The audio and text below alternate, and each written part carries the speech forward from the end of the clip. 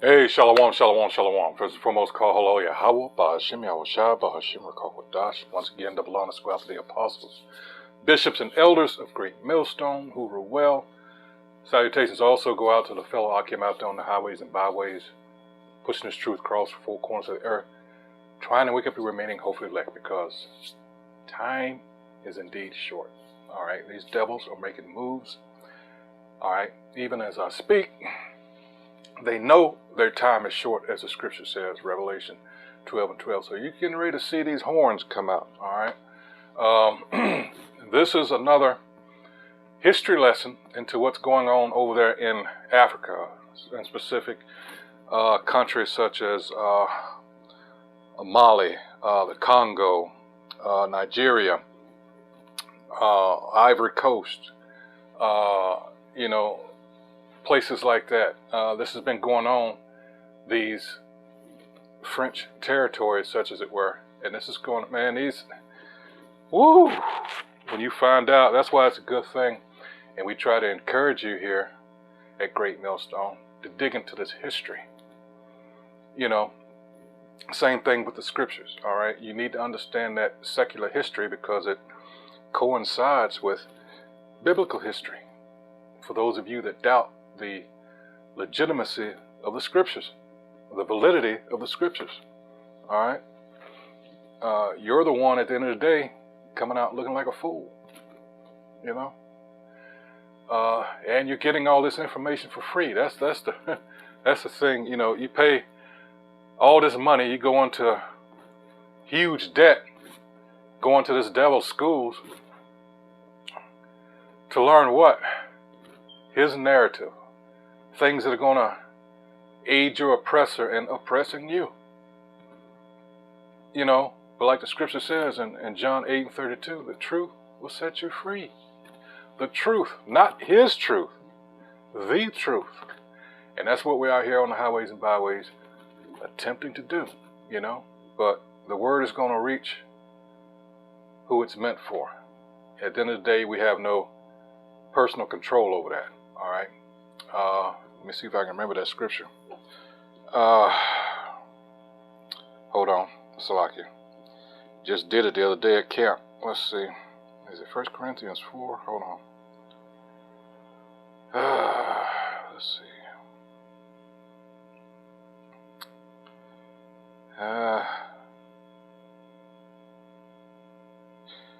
No, it's 3. Let's get it real quick.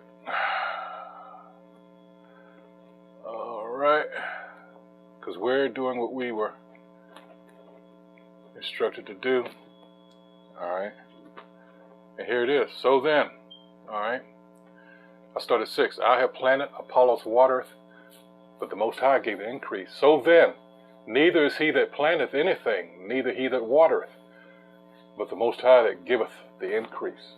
All we can do, as I said at camp, is plant that little seed, all right, hopefully it'll spark. Or in this case, a spark, and hopefully that'll spark something within you, jumpstart that,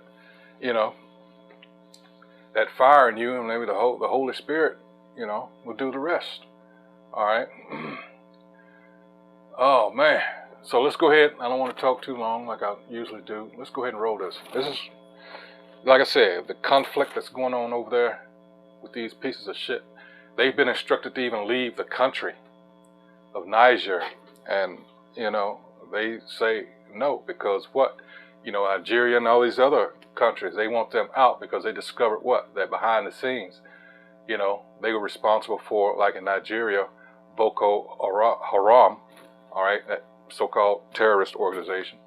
They, in the one hand, they were smiling in their faces and shaking their hands, but on the other hand, that's why Sirach or Ecclesiastes 12 from 10th verse on down is telling you, you shouldn't have these motherfuckers. This is your enemy. All right? Again, let's go ahead and roll this. Magnifique, époustouflant, et belle. These 3 words often describe the wonder that is known France. France is a country like no other, with stunning cities, monuments, and so much to do. But how did they get all that? Surprise that it's one of the most visited countries in Europe. At the expense of who? More than 90 million people tour the country to witness its food, wine, politics, art, music, and more. From the romantic allure of Paris, dubbed the City of Love, to the enchanting landscapes that have inspired countless masterpieces, the allure of France's cultural contributions is undeniable. However, beneath this dazzling facade lies a history fraught with the echoes of suffering and exploitation, a legacy rooted in the dark underbelly of colonization and the merciless plundering of Africa. Imagine France like a shiny coin with two sides. One side is all about its culture, like a delicious cake with many layers. France has made amazing things that people enjoy, like tasty food and beautiful paintings. But if we flip the coin, we see a darker side. This side tells a story of Africa being hurt by France. The same nation that birthed revolutionary ideas and artistic brilliance was also a key player in the transatlantic slave trade. Like that didn't happen before you. Profits from the forced labor and suffering of countless African souls. As France thrived on the fruits of colonization, it siphoned the lifeblood of entire nations, leaving scars that continue to reverberate through the present day. This video is like a journey. We're going to look at both sides of the coin, the good and the ugly, by learning about France's past and the bad, why it's important to see the whole picture. Just like we need to know all the ingredients in a recipe to make a delicious dish, we need to know all of France's history to understand its look at true that arch. flavor. From the inhuman treatment of millions of Africans in the name of slavery to the colonization and exploitation of Africa and its resources, we are going to uncover the bitter truth about France that the country hopes to bury. Before we get right into the video, please smash the like button and subscribe to the channel to keep informed of our eye-opening black narrative. The French slave trade, the French exploitation of Africa, began with the slave trade. This inhuman event saw African being treated like property to be bought and sold. After Portugal and Great Britain, France was the third most active... Not Africans. Hebrews. Israelites. ...power involved in the transatlantic slave trade. See, no offense, but Salakia. See, this is... as an investment, you're barking up the wrong tree. This is one of these... Portugal and Great... tactics, if you will, of his. He keeps pushing that, again, controlling the narrative. Well, these Africans keep saying it over and over, so you've got it in your mind that these people were Hamites. No, they were not. All right? So they can continue with this lie that the people over there occupying the land, who are known as Israelis, that's how they play these word games with you. They don't call themselves Israelites because they know they're not Israelites. Israelis just means occupiers of the land. All right? Again, controlling the narrative, but that's being undone, again, as I speak. Britain. France was the third most active power involved in the transatlantic slave trade. Between 1551 and 1875, over 1,300,000 African people were transported by force to the New World on ships flying the French flag, according to the Slave Voyages database. With these 4,118 crossings, France was responsible for 11% of the transatlantic slave trade. 11%. Which in total affected more than 12.5 million men, women, and children from the beginning of the 16th century to the end of the 19th century. Beginning of the 1500s. Most of those enslaved were men, and perhaps 27% were children. Approximately 13% perished during the Middle Passage, with their bodies being thrown into the sea. In 1658, on the initiative of Colbert, Louis XIV signed an edict establishing the legal status of slaves in the overseas French colonies. France was thus the first European kingdom to legislate on the status of slaves, producing the Code Noir, or Black Code. A slave's status was that of personal property. The living conditions in the colonies were extremely difficult. The life expectancy of slaves rarely exceeded 20 years on the plantations. So they predated the American, I believe the Black Codes over here was 1705, if I'm not mistaken, somewhere around there. So you're looking at around a little over 40 years prior to Americans. I guess, I wonder who they adopted that from. For this reason, the colonists regularly bought new captives. In the 17th century, the majority of enslaved Africans were purchased in the Senegambia region, where the French established trading posts at Saint Louis in Senegal and on the island of Gorée, as well as in the Bight of Benin. Wars and slave raids were common in Africa. African kings and chiefs put in place a system of hunters and traffickers. The captives were then exchanged for gunpowder, weapons, brandy, textiles, utensils, glass beads, and tobacco. But as the 17th century continued, the demand for captives grew. As a consequence, the African kingdoms found themselves in a quasi-permanent state of war. Customary practices turned sentences for criminal offenses into captivity, thus multiplying the number of captives. This trade led to veritable fortunes for the Europeans and African kings. By providing firearms amongst the trade goods, Europeans increased warfare and political instability in West Africa. Some states, such as Asante and Dahomey, grew powerful. What does that sound like? All right, Joel 3rd chapter, right? Let's get there real quick. Let's see. All right, Joel 3. Let's see. The Most High judges the nations. All right. I start to stop. For behold, in those days and in that time, when I shall bring again the captivity of Judah and Jerusalem, I will also gather all nations and will bring them down into the valley of Jehoshaphat, and will plead with them there for my people and for my heritage Israel, whom they have scattered among the nations and parted my land. And they have cast lots for my people, and have given a boy for an harlot, and sold a girl for wine that they might drink. All right, so 4, yea, and what have ye to do with me, O Tyre and Zidon, and all the coast of Palestine? Will you render me a recompense? And if ye recompense me swiftly and speedily, will I return your recompense upon your own head. And this is the thing that he fears the most. And it's going to happen. All right? These curses that were put on us are being transferred to him. And you can see that now. All right? You understand these prophecies. You can see that. So continuing on. Some states, such as Asante and Dahomey, grew Cameroon, powerful and wealthy Dahomey. as a result. Other states were completely destroyed. You see Dahomey there? That recent film, The Woman King? Bunch of bullshit. Even though they, that's a Hollywood twist. All right? But, they... Man, just lie, slack lie. But, that part of it is true. You had not only Israelites, fucking up other Israelites, I'll just put it that way. But what did that, see, this is something that the devil just loves to do. Well, look what they were doing. They were selling their own and all this shit. What did that have to do with you and what you did? All right, so what? You see how big of a hypocrite this piece of shit is? All right. Again, this is something that, when you have scriptures, this is something that we should not, understanding the curses, we understand this is the most low, the most vile nation of people that there ever was on the face of the earth. The so-called white people whose biblical nationality is Edom. All right, descendants of Jacob's brother Esau. All right, so he gave us over unto them. All right, we're being punished. This is not our rest. This is not this place that we're in for our benefit. None of these lands that we were scattered abroad in. This is not our kingdom. All right, this is what we hope for at the end of the day.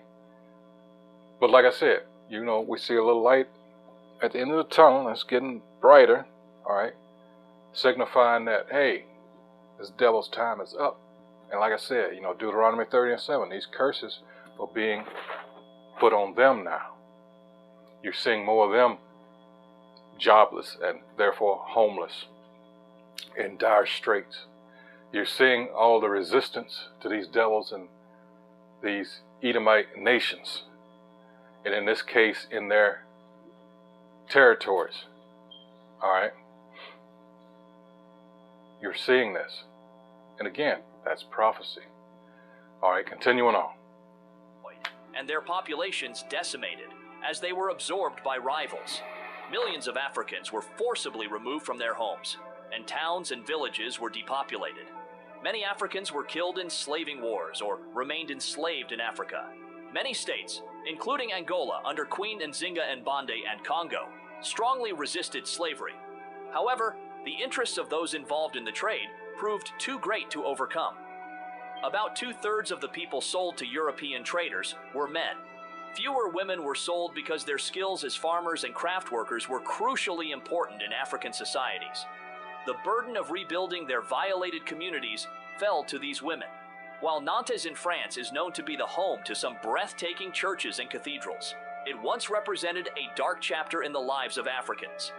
Throughout the 18th century, Nantes maintained its rank as foremost port for the French slave trade, totaling 43% of the country's slaving expeditions. Slaves would be transported to Saint-Dominique, now Haiti, where they were put to work under the cruelest conditions. The death rate of slaves on the plantations required the enslaved workforce to be regularly replaced. The most sought-after captives were men 20 to 25 years, strong and in good health, to work on the sugar plantations. This was the most difficult work, which had a very high death rate for slaves and a short life expectancy. Adolescent slaves would be trained for roles vital to the functioning of the plantations, such as blacksmiths, wheelwrights, and locksmiths, and women would be trained for small repairs or domestic chores. Once they were accustomed to plantation life, some would become workshop slaves and be put in charge of the functioning of parts of the plantation infrastructure, such as the mill, the boiling house, and the curing house. Rest days were rare and could be canceled. Life in the colonies was particularly difficult for women. Masters would sometimes have non-consensual intercourse with their slaves. These defilements and forced concubinages resulted in children who were referred to at the time by the word mulatto, and whose status was set down in the Code Noir and depended on that of the mother. Anyone who tried to run away from the plantations was pursued by slave hunters, who were charged with either bringing them back to the plantation so they could be punished by mutilation, or with killing them. These escapes were known as maroonage. The life of a slave in the Antilles was one of work, punishment, malnutrition, and sickness. It would go on for many centuries, depopulating the continent, stifling its economic growth, and leading to conflicts between various groups that still exist today. Colonization and exploitation of Africa. While the abolition of slavery in the 19th century might have seemed like a step towards progress, it did not signify an end to France's exploitation of African lands and resources. Instead, it marked the beginning of a new chapter in which France sought to exert control over Africa's vast wealth for its own benefit. Following the abolition of slavery, France's thirst for Africa's resources remained unquenched. With a focus on economic domination, France turned to colonization as a means to secure its interests. The scramble for Africa in the late 19th and early 20th centuries saw European powers, including France, carve up the African continent without regard for its diverse cultures, histories, or existing borders. This led to the colonization of numerous African countries, each accompanied by a catalog of atrocities. Did you know that you could get $50,000 to over $150,000 of investment capital at So I 0% interest rate? Algeria. While visiting Algiers during his 2017 election campaign, French President Emmanuel Macron did admit that the French colonization of Algeria was a crime against humanity. The colonial period in Algeria was a time of suffering and struggle for Algerians who fought to win back their freedom and defend their values against French attempts to subjugate them. It was also a struggle to end foreign control over the country's wealth and resources. On the pretext of a slight to their consul, the French invaded Algeria in 1830.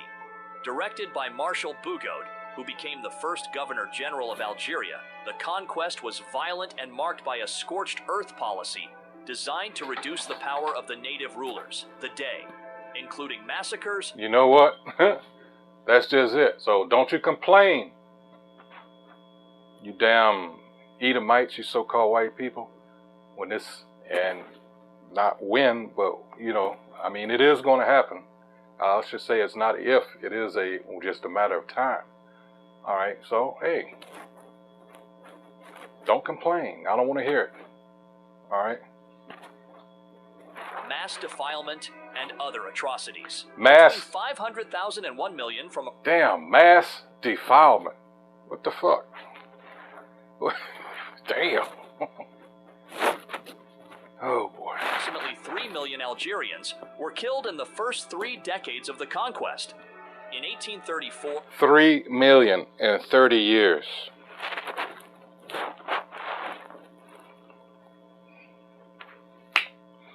Just combined with this one and what happened under Leopold II of Belgium. In those 2 incidents, you got 3 years here, and then from 1885 till around 1920, they say 10 million of the Congolese died at the hands of the Belgians under Leopold II. So that's 13 million at least there. Algeria became a French military colony. It was declared by the Constitution of 1848 to be an integral part of France and was divided into 3 departments: Alger, Oran, and Constantine. Many French and other Europeans, like Spanish, Italians, Maltese, and others, later settled in Algeria. Under French rule, Algeria faced a systematic campaign of oppression and exploitation. The Algerian people were subjected to forced labor, land confiscation, and heavy taxation. The French colonial administration aimed to exploit Algeria's vast resources, particularly its fertile lands and valuable minerals, to benefit the French economy. These exploitative practices led to widespread poverty and deprivation among the Algerian population. Records suggest that French soldiers engaged in genocide, threw people from helicopters. The skulls of the decapitated Algerian leaders demanding freedom were exhibited at the Human Museum of Paris in 1880. To this day, Algeria is still waiting for repatriation of the skulls to return, some of whom have been identified. The socio-economic consequences of colonization were profound. Algerian farmers were pushed off their lands, as vast tracts of fertile territory were seized for European settlers, known as colons. The traditional Algerian way of life was disrupted, and the Algerian people faced discrimination and segregation in their own country. French authorities promoted cultural assimilation, suppressing Algerian language and culture in favor of French norms. French occupation of Algeria would be... Sound familiar?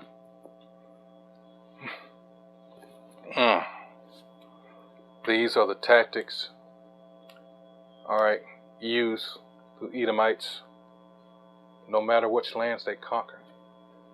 Think of America. What did they do with Gad? Nah, you have to speak English. You can't.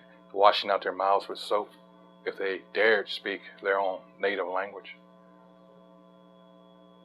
Cut off their hair. What was the expression here? What was it? Kill the Indian to kill the savage or something like that. Save the man. I forget it. Something to that effect. These people are a cancer or a blight on the earth. Not only are they destroying the people, they're destroying the earth itself with pollution. This is why there is no repentance, there is no redemption, because these people have no redeemable qualities.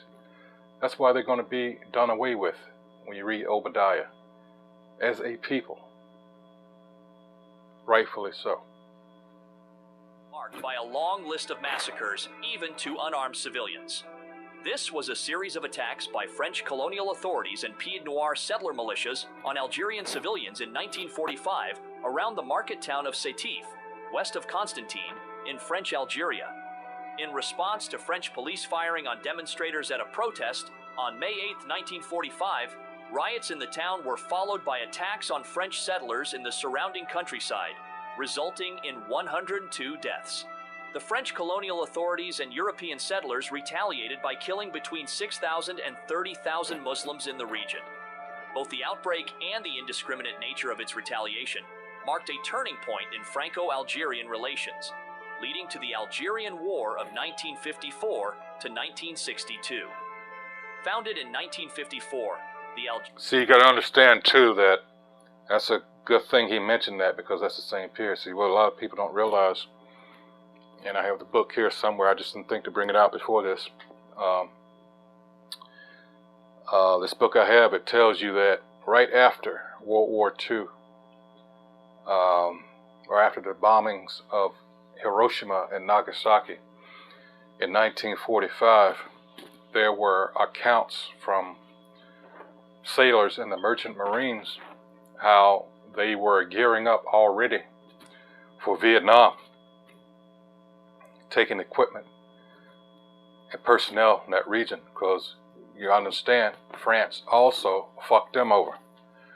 All right, there's an account in the same book, Salaki, about how they set up shop in Vietnam and had two brothers. All right, they there was a feud between them on France's behalf. Of course, they were, to blame for this, and one brother was on the run from the other that was set up as the leader. This was in 1885, mind you. So from that, it goes into how these people started to, of course, hate the French. And now you know the reasons behind, his name just left me. Oh my goodness. He even was with Marcus Garvey. Oh my goodness. Ho Chi Minh. Ho Chi Minh. Why his hatred of these devils. All right. And that was very true with, if you ever saw the movie, oh my goodness, Dead Presidents. There's a scene in there where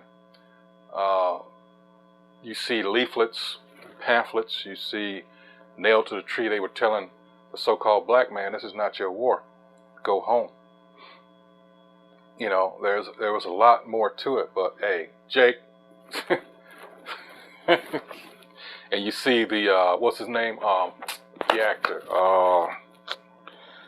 damn it, Lorenz Tate, and he was reading the pamphlet, and the Edomite comes over there. It was his commander, and he says, don't be reading that. Detroit. I can't remember verbatim what he said, but he told him to get rid of it. In other words, he said, don't pay no attention to that mess.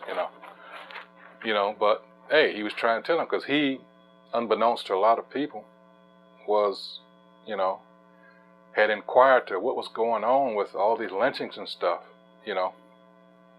in the U.S. and with Marcus Garvey. So Ho Chi Minh, it's always more to the tale. And that's why we encourage you to get into this history. Fuck all this shit that you learn here in the, in United Snakes of America. Because that's just it. These motherfuckers are snakes. They lie and lie and lie and lie. So let's continue with this. Algerian National Liberation Front, or Front de Libération Nationale, FLN, created an armed wing, the Armée de Libération Nationale, or National Liberation Army, to engage in an armed struggle against French authority. Many Algerian soldiers served for the French army in the First Indochina War had strong sympathy for the Vietnamese fighting against France, and took up their experience to support the ALN. The Algerian War of Independence, spanning from 1954 to 1962, stands as a testament to both the Algerian people's determination for self-determination and France's willingness to use extreme measures to maintain control. In response to the growing insurgency, France resorted to brutal tactics to suppress the FLN and maintain its grip on Algeria. See, and that's another thing. That's why these countries, what they're behind, they will go to countries that, say for instance, if in this case, I was talking about Vietnam, but that's the same time period, because in '54, they did beat the French's ass. So guess who they were trying to get involved in the conflict? their fellow Edomite brethren, the United States. People think the U.S. went in, what's the official so-called, at least ground troops went in 65, I believe, or was it late 64, one of them. But anyway, no, you got to understand situations like this, you got special forces and others involved way before that. So yeah, so this is Edomite supremacy. So this is colonialism. All right, so you got your fellow colonizers coming together. That's what this is. All right, so these, in this particular instance, what Vietnam did, what they got someone just as big, you know, in this case Russia, to do their packing, you know. So then they divided North Vietnam from South Vietnam because, you know, so this is how it always works, man. I mean, you know, you got the Koreas, what? They, North Korea, what? China backed them. All right, why? Because, hey, they got tired of being fucked over. All right, so that's, but at the end of the day, they're still Edomites. Why? Because they rule this world. No matter if one calls himself a Russian, all right, or German, or whatever, you know. It just so happens that's the reason why China is the way it is. You know, you study that history, even though you watch NTD here and Epic News, they play this role that, oh, you know, the Chinese culture is so beautiful, but you fucked them over. So they play this game. This place got to go. It's just wicked. Let's continue on. Torture and arbitrary detention by French security forces became notorious during this period. The war brought about so much death and sorrow. It caused the deaths of between 300,000 and 1,500,000 Algerians. During the war, massacres of civilians, defilement, and torture was a common tactic used by the French. The French destroyed over 8,000... See, this is another thing. This is a common thing. How many did you hear died as a result of the war in Iraq and Afghanistan? For what? Those people didn't have nothing to do with what happened over here. That was just an excuse for them to, one, so they could bypass the Constitution here. So they needed this so-called war on terror. Well, now we got to pass all these, you know, this new legislation. And it's just to circumvent the Constitution. Eventually, that's, you know, like George W. Bush said, what? The Constitution is just a piece of paper. So he was telling you then, you know, fuck the Constitution. You forgot about that, didn't you? So all this stuff now is going towards establishing this new world order. He's got to tighten the reins because he's being found out for who and what he is. I'm talking about this so-called white man. All right? Just how a thief, a murderer, whatever, when he's found out, this is how this motherfucker's acting. Like I said, he's going down. He sees, all right, that he's at an end. So he's going, hey, his deceit, you know, his all that he's, you know, another part of his gift, his guile, that's not working anymore. So he's going to have to take a more direct approach. All right. So what's happening with this monetary system? He knows that it's going, motherfuckers going to buck like crazy. All right, because they still think, oh, nothing's going to happen in these stupid ass churches. You know, I wish they. Well, I'm not going to say that. I just keep that in my head. But you know, they're sold this story, their congregation, that oh, everything's going to be all right. Don't worry about it. Not realizing that.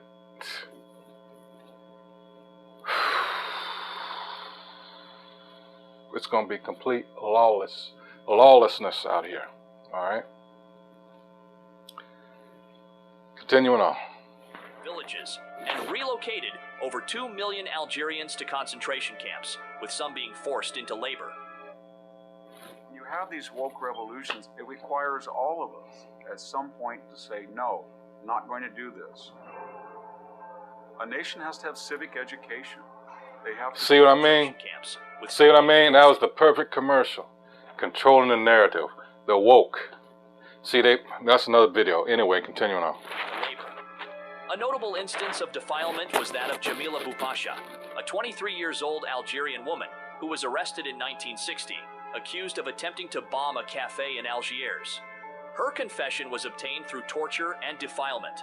Her subsequent trial affected French public opinion about the French army's methods in Algeria after publicity of the case by Simone de Beauvoir and Gisèle Halimi. In response to the war, French police would conduct a mass cleansing of Paris in what is known as the Paris Massacre of 1961.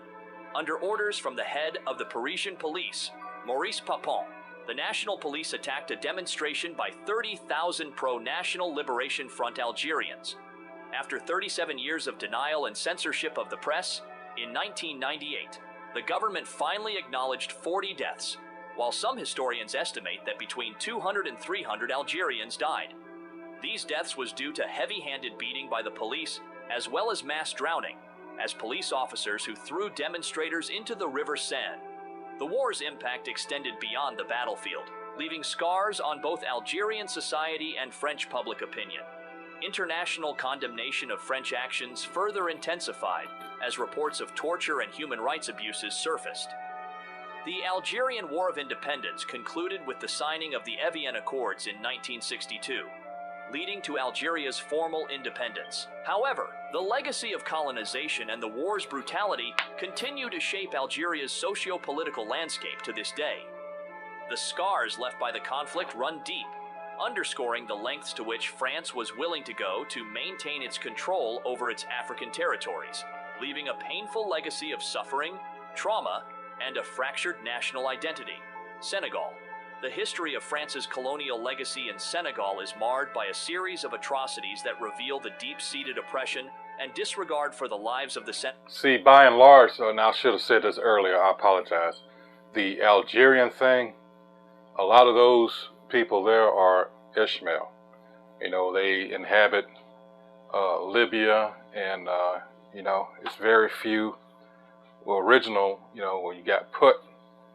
And then, of course, with Egypt now, it's no longer Hamites. Those are Ishmaelites. So, and they will argue you down that they are the original Egyptians. Bullshit, you know. These people. The Thiaroye Massacre of 1944 serves as a poignant example of the brutal mistreatment and exploitation that black African soldiers faced, even after fighting for France during World War II. This dark episode underscores France's callous approach to its colonial subjects and its willingness to prioritize its own interests over the lives of those who served its cause. During World War II, Senegalese riflemen played a crucial role in supporting France's war effort. These brave soldiers fought on behalf of a country they believed would honor their sacrifices and contributions. However, the reality they faced was a painful betrayal. The demands for allowances and pensions were not unjustified. They were owed compensation for their service and sacrifices.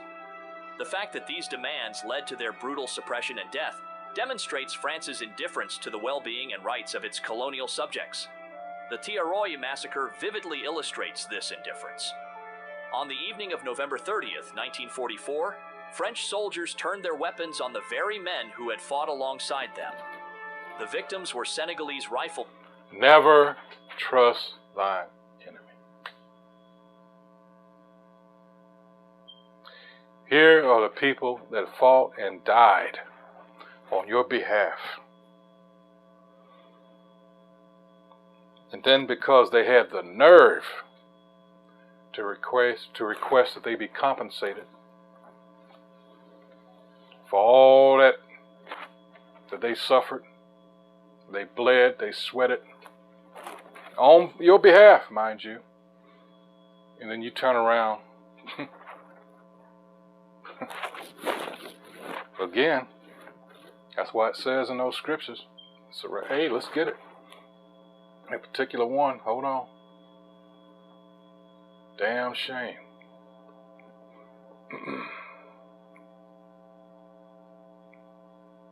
A snake is a snake is a snake. 13. I'm just going, hey, this might as well start at 10. It says, who never trust thine enemy, For like as iron rusteth, so is his wickedness. Alright, you should be aware of the history of this piece of shit. And people like them. Though he humble himself and go crouching, yet take good heed and beware of him. And thou shalt be unto him as if thou hadst wiped a looking glass, and thou shalt know that his rust has not been altogether wiped away. Set him not by thee, lest, when he hath overthrown thee, he stand up in thy place, neither let him sit at thy right hand, lest he seek to take thy seat. And thou at the last remember my words, and be pricked therewith. Who will pity a charmer that is bitten with a serpent? You were warned of these things. You know the nature of this piece of shit. Alright? It says, who will pity a charmer that is bitten with a serpent, or any such as come nigh wild beast? Who's going to feel sorry for you? So one that goeth to a sinner, and is defiled with him in his sins, who will pity? For a while he will abide with thee, but if thou begin to fall, he will not tarry.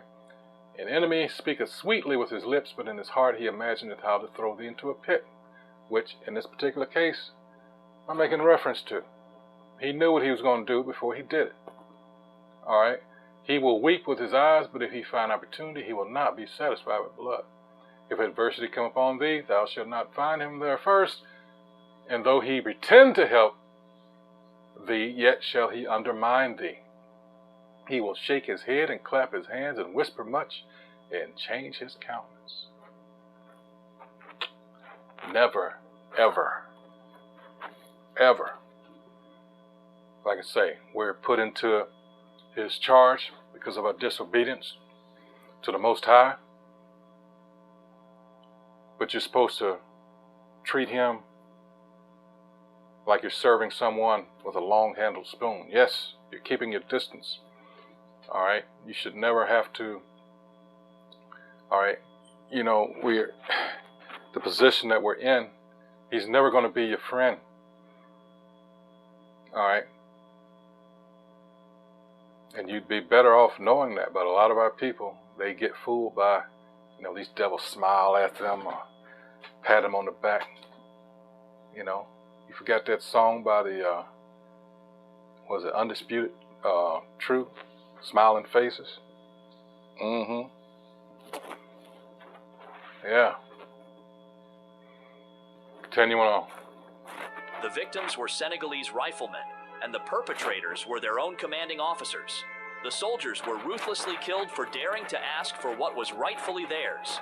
The numbers of casualties remain disputed, with estimates ranging from the French government's official acknowledgement of 35 deaths to war, veterans' claims of up to 300 lives lost.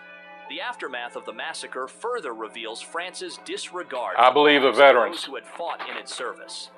Families of the victims were denied closure as their loved ones' bodies were not properly buried, and the location of their burial sites remains unknown to this day.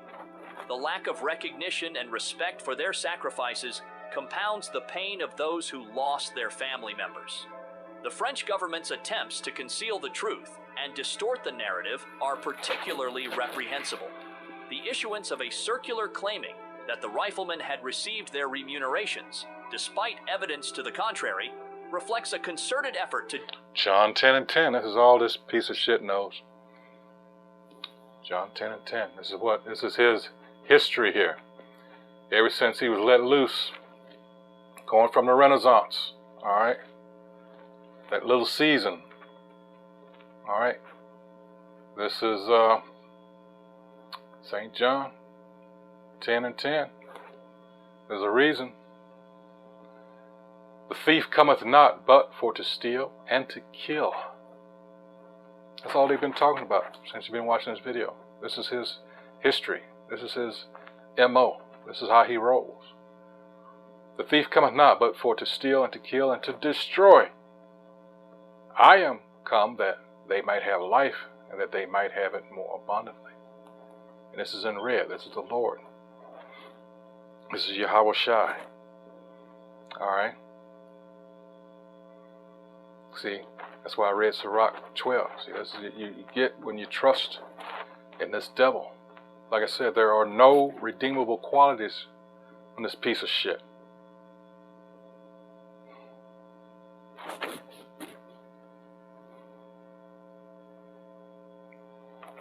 reflects a concerted effort to downplay its own culpability. the Senegalese people's experiences under French colonial rule paint a picture of a system built on exploitation, dehumanization, and systematic oppression. Senegal, rich in resources and culture, was subject to the ruthless grasp of a colonial power that valued its own interests above the lives and dignity of its subjects. Togo. The history of Togo is a haunting narrative of exploitation, oppression, and atrocities perpetrated by colonial powers, most notably France. Situated in West Africa, Togo was not only a pivotal hub in the transatlantic slave trade, where the harrowing journey of no return began for countless enslaved Africans, but it also bore witness to a series of heinous acts. There are those yolks. See? Let's go back a little bit. Let's see. Might have gone too far. Hold on. Yeah, I did.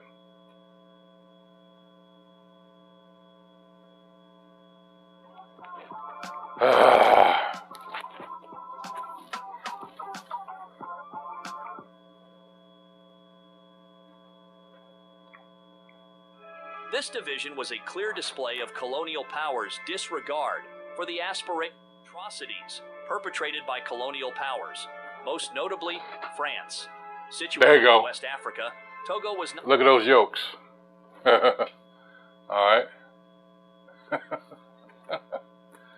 only a pivotal hub in the transatlantic slave trade, where the harrowing journey of no return began for countless enslaved Africans, but it also Israelites. bore witness to a series of heinous acts that sought to assert dominance, extract resources, and quell any attempts at liberation. Togo's tumultuous past underlines the depth of colonial greed and the ruthlessness of imperial powers. As the heart of the transatlantic slave trade, Togo's soil was soaked in the blood and tears of those who suffered unimaginable horrors. Enslaved Africans were torn from their homes, families, and communities, subjected to dehumanizing conditions, and transported across the seas in chains. The scars of this brutal history remain etched in Togo's collective memory, a painful reminder of the inhumanity that once prevailed. The German colonial era in Togo was marked by further exploitation and subjugation. The invasion of Togoland by French and British forces in 1914 turned things around. The colonial ambitions of these powers were not driven by altruism, but rather by a hunger for resources and dominance. The German forces surrendered, paving the way for the division of Togoland into French and British administrative zones in 1916. This division was a clear display of colonial power's disregard for the aspirations and sovereignty of the Togolese people. However, the atrocities did not end with the colonial reshuffling. The Piahodo massacre of June 21, 1957, stands as a grim testament to France's ongoing oppression in Togo. A UN delegation, led by Charles T. O. King, arrived in Togo, providing an opportunity for the Togolese population to express their discontent with the French colonial administration. The people's frustration had reached a boiling point, fueled by years of subjugation and exploitation. The arrest of Togolese nationalist Buyo Mukpe served as the spark that ignited the people's anger. In response to the demonstrators' outcry, the colonial army, acting as an instrument of French authority, responded with brutal force.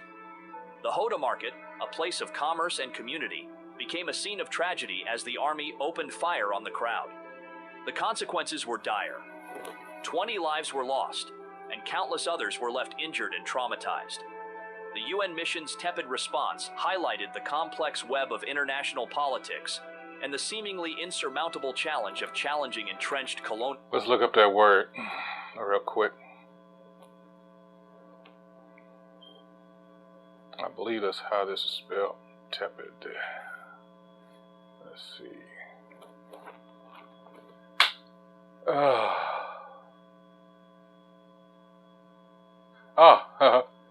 Moderately warm, lukewarm, lacking in emotional warmth or enthusiasm, half-hearted. Well, fucking. These so-called blacks, here they go. By moaning and groaning after they've been slaughtered.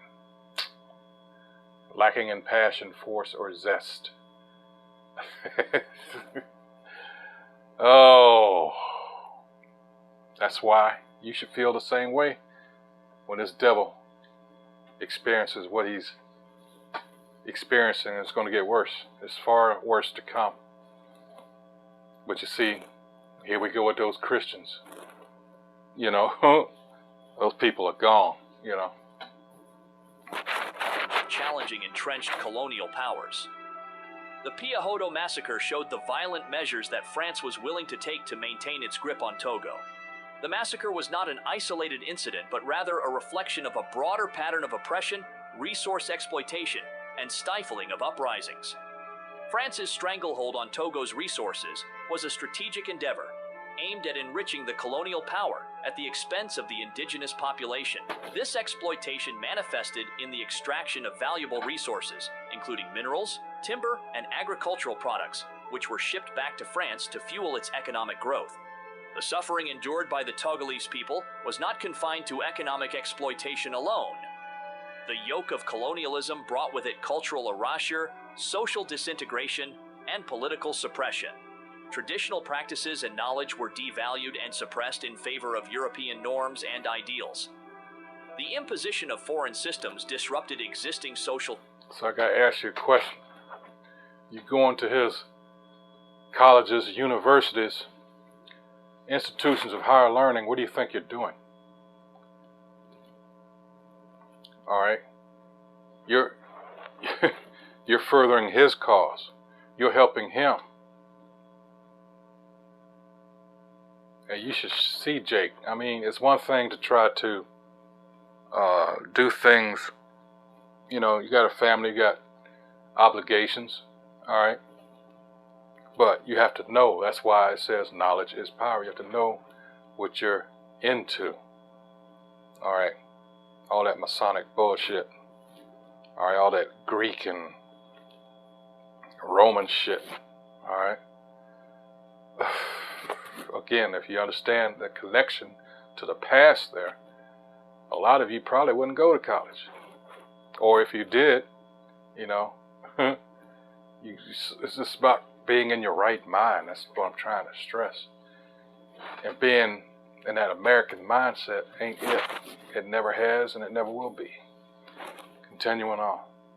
Structures, leading to divisions within communities and the erasure of indigenous identities. Any attempts at resistance or liberation were met with fierce resistance from the colonial authorities. Uprisings, no matter how just the cause, were quelled with an iron fist. France's strategy was clear: maintain control, safeguard economic interests, and suppress any dissent that threatened its dominance. This brutal suppression perpetuated a cycle of fear and compliance, making it exceedingly difficult for the Togolese people to rise against their oppressors. Even after achieving formal independence in 1960, Togo's struggles were far from over. Neo-colonial influences continued to shape the nation's trajectory, with France exerting a significant degree of control through economic, political, and military. Now you understand this is a system. This is that beast system. You understand why it has to be brought down? Because no matter what you do, this world is still ran by these devils. You can't get away from it. You can't get from underneath it. All right? They, as a people, have to be brought down and put into subjection and ultimately done away with altogether. All right? Ties. This shadow of dominance hindered Togo's ability to forge an independent and self-sufficient path. Cameroon. History is often marred by tales of colonial oppression and the unrelenting pursuit of power and resources. Cameroon, a former French colony, stands as a somber example to the devastating consequences of such ambitions. The pages of Cameroon's past are stained with the blood of its people, and the scars left by France's atrocities continue to haunt the nation to this day. The Union des Populations du Cameroun, UPC, a pro-independence party that resonated with the aspirations of the Cameroonian people, found itself facing the unbridled fury of the French administration during the tumultuous struggle for independence. The very notion of freedom was met with brute force, as the French government spared no effort to quell any semblance of dissent. The tragic episode of the Bamaleks genocide is a dark stain on Cameroon's history, a reminder of the horrors inflicted upon the innocent. Historians Thomas Deltour, Manuel Domergue, and Jacob Tatsitsa documented the chilling narrative of these atrocities in their seminal work, Cameroon, A Hidden War at the Origins of French Africa, 1948 to 1971. The scope of the horrors is unimaginable. French soldiers, acting under the orders of their superiors, engaged in a ruthless campaign of extermination that claimed the lives of an estimated 400,000 Cameroonians of the Bamileke ethnic group. This calculated violence was not an act of happenstance. It was a deliberate strategy to crush any support for the UPC, leaving a traumatized populace in its wake. Max Bardet, a former soldier who served in Cameroon from 1962 to 1964, unveiled a disturbing truth. The military apparatus specifically targeted the Bamileke people, who were perceived as the backbone of the UPC's support. As chilling testimonies of survivors emerge, the sinister orchestration of France's approach becomes increasingly apparent. Villages were bombed, and hundreds of thousands of innocent villagers were herded into assembly areas surrounded by barbed wire. The very essence of humanity was stripped away, as systematic torture became the norm, leaving scars that extended far beyond the physical realm. The extent of France's discretion in these horrific acts is encapsulated in Max Bardet's testimony. Best business to start in 2023 is not doing Amazon FBA dropshipping or real estate like most people think. The extent of France's discretion in these horrific acts is encapsulated in Max Bardet's testimony. He recounted an unsettling encounter with an officer who was determined to erase any witnesses from the narrative, ensuring that France's involvement remained concealed.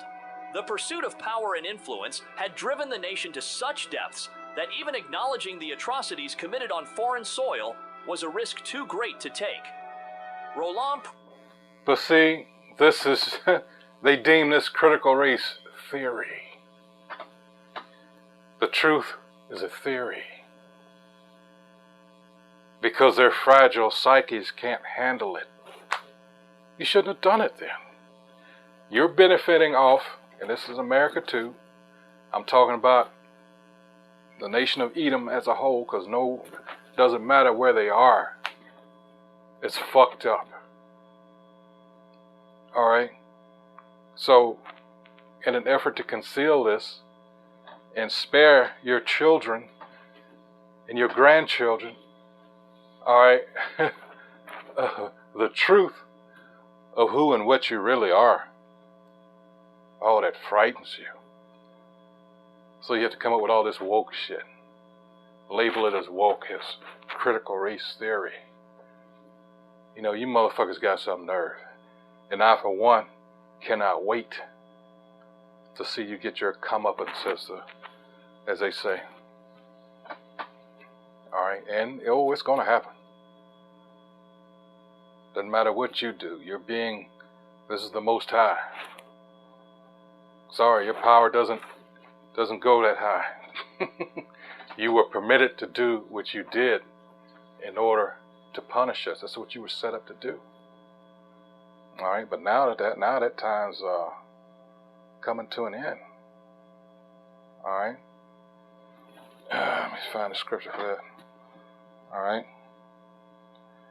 Let's see. Just a second, Slocky.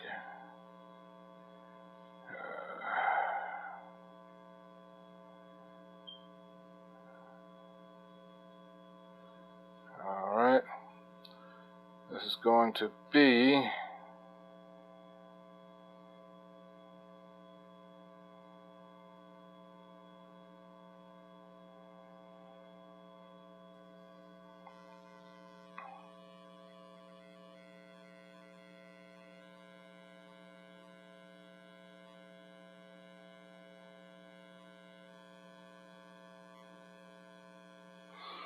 we're going to go to Amos.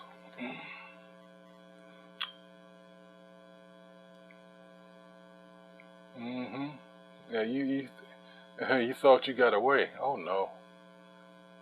What does it say here? Judgment on Israel's neighbors, which would include Edom. Alright. Alright. Let's see. go down to 6.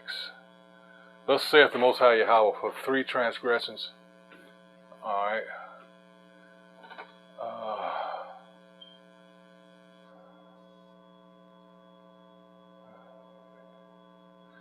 Start at 11. Salakia. Thus saith the Most High Yahweh, for 3 transgressions of Edom. Alright. This is who we're dealing with. The name of itself, Adawam, means red. Alright. The red people. It says, I will not turn away the punishment thereof. Yeah, you got something coming, you damn devil, because he did pursue his brother. Who's his brother? Going back to the story in Genesis 25th chapter. His brother. Let's go real quick. Let me get pull up another Bible here.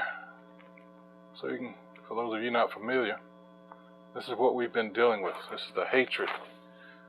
Alright. The descendants of 2 brothers. Here's Isaac's sons. Alright. I'll start at 21. And Isaac entreated the Most High for his wife because she was barren. And the Most High was entreated of him. And Rebekah, his wife, conceived. And the children struggled together within her. And she said, if it be so, why am I thus? And she went to inquire of the Most High. And the Most High said unto her, 2 nations are in thy womb, and 2 manner of people shall be separated from thy bowels. And the one people shall be stronger than the other people, and the elder shall serve the younger. And when her days to be delivered were fulfilled, behold, there were twins in her womb, and the first came out red all over like an hairy garment, and they called his name Esau. Alright, which is Ishashua, which means wasted away is he. What's wasted away? Pigment. He didn't look like everybody else. That's why it makes this observation here with him and nobody else. Alright, it says, and the first came out red all over like a hairy garment. And when you go to the 25th chapter, Exodus, 25th chapter, verse 5, it tells you about how they used to dye ram skin. Well, let's go there real quick. Hold on. Let's see. Alright, offerings for the sanctuary. Here it says, and ram skins dyed red, and badger skins in shittim wood. So it's making that was the custom there. Alright. Nobody else looks like that. Alright. That is actually a curse. Alright, so where did I leave off? Alright. And the first came out red all over like a hairy garment. Now you know what it's talking about. And they called his name Ishah. Alright, and after that came his brother out, Ishashua, and his hand took hold on Esau's heel, and his name was called Jacob. See, it makes no reference to how he looked. Alright, and Isaac was 80 years old when she bare them. And the boys grew, and Esau was a cunning hunter, like he is today, a man of the field. And Jacob was a plain man, dwelling in tents. Now let's look at that when it tells you plain, because the reason I'm bringing this up, to show you by contrast what this devil has done to our people. You look at Jake today, and it's basically he's tried to flip the script, alright, because what's going to tell you here, Strong's H8535, fam, which means what? Perfect, complete. Alright, one who lacks nothing in physical strength, beauty.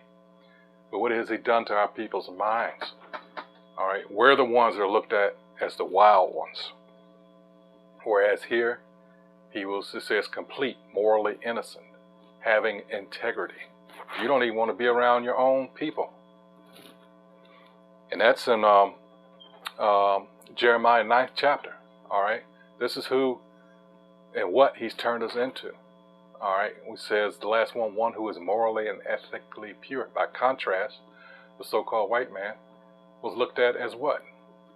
All throughout history. Alright, this is why Job 30 and the 30th chapter is very important. I encourage you to read it. Alright. Yeah, so this is how Jake looks now. And if you read well, no, that's too much. I was going to say read it for yourself. I can't remember the chapter now. But anyway, they told you that this is what they were going to do. You got to understand their media and all this. All this is to help them present an image of themselves to the world, which they have been able to do. And they have enjoyed demigod status in the world. You know, these are some trifling, petty, as it says here, they're the opposite. They are, they're not morally and ethically pure. Far from it. They're the complete opposite. But through their witchcraft, again, they've got this image that the world, but the beautiful thing about it is now that that's so marred and people are seeing through this. And that's why, again, the New World Order, he's going to force you, because so many people want to get away from this motherfucker now. Look at the BRICS. All right, everybody wants to get away from the dollar, the petrodollar.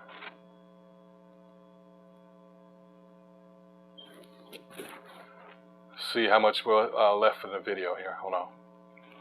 Roland Pré and Pierre Mesmer, individuals entrusted with the responsibility of heading the French colonial administration in Cameroon, stand as harbingers of the oppressive policies that characterized France's colonial rule. Their hands were stained with the blood of innocents as they orchestrated a policy of violence that left families shattered and communities in ruins. The echoes of their malevolent decisions reverberate through the generations, a chilling reminder of the disregard for human life in the name of dominion. Yet the English-speaking regions of Cameroon did not escape the clutches of French oppression. Blaming the British for harboring nationalists and fomenting unrest, France embarked on a campaign of incursions into British Cameroon. The pretext of rooting out dissent provided a convenient justification for these illegal actions, leading to targeted assassinations and further bloodshed. In an act of complicity, the British authorities succumbed to French pressure, expelling key leaders who sought refuge within their borders, thereby contributing to the dismantling of Cameroon's fight for independence. France's colonial legacy in Cameroon is one of pain, exploitation, and resource extraction.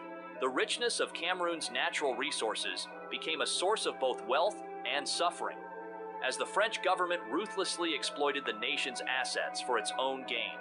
The cycle of oppression perpetuated by France stifled any attempt at uprising, leaving the Cameroonian people trapped in a relentless struggle for survival and autonomy.